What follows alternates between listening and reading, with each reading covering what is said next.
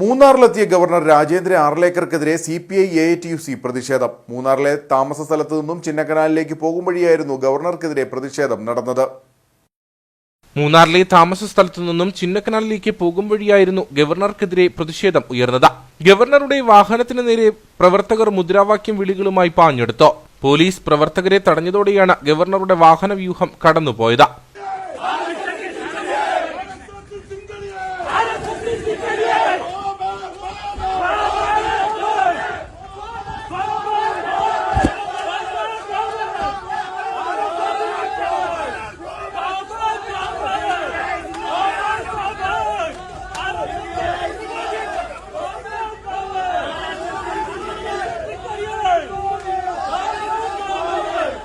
രാജ്ഭവനിലെ ചടങ്ങിൽ ഭാരതാംബയുടെ ചിത്രം വച്ച സംഭവവുമായി ബന്ധപ്പെട്ടാണ് CPI AITUC പ്രാദേശിക ഘടകങ്ങൾ പ്രതിഷേധം നടത്തിയത്.